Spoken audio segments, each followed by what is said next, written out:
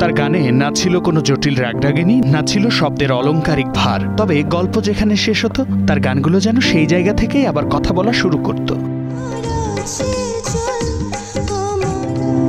তিনি কেবল জীবনের সবচেয়ে সরল, সবচেয়ে খাঁটি কথাগুলো সুরে বসিয়ে দিয়েছেন। তিনি হুমায়ূন আহমেদ।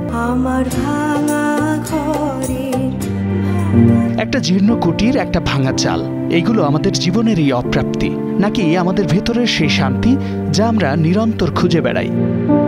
তার গানে প্রকৃতি কেবল পটভূমি নয়, সে যেন মানুষেরই ভেতরের এক চরিত্র।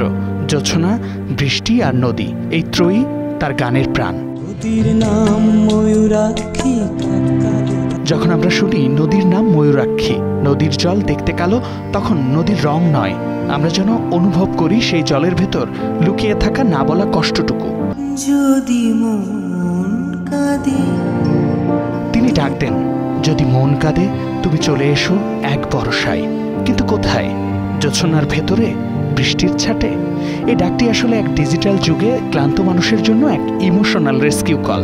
কারণ এই যান্ত্রিক জীবনের কোলাহলে যখন মন কাঁদে, তখন ভার্চুয়াল সান্ত্বনা নয়, প্রয়োজন হয় প্রকৃতির আশ্রয় আর ভালোবাসার সেই পুরনো উষ্ণতা।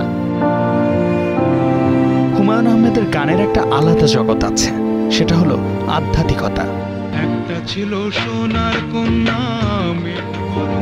এই গানটি কেবল একটি নারীর গল্প নয়, সে যেন আমাদের হাতছানি দেওয়া চিরন্তন সৌন্দর্যের প্রতীক, যা আমাদের ধরাছোঁয়ার বাইরেই থেকে যায়।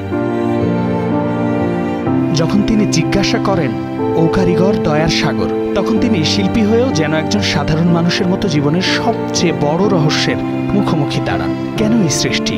কেন এই ভাঙা করা? তার গানের এটাই বিশেষত্ব। এই গানগুলো কেবল প্রেমের গান নয়, বিরহের গানও নয়, এগুলি জীবনের সহজতম পথে হেঁটে যাওয়া এক দার্শনিকের ডায়েরি। তাই 13ই নভেম্বর যখন তার জন্মদিন আসে, তখন আমরা কেবল তাকে মনে করি না, আমরা তার গানের এই সহজ সুরের মাধ্যমে জীবনের অব্যক্ত কথাগুলো আবার কানে শুনি। তার গান আজও আলাদা, কারণ এর গভীরতা সরলতায় মোড়ানো। তুমি চলে এসো। শামীম বিশ্বাস, স্টার নিউজ।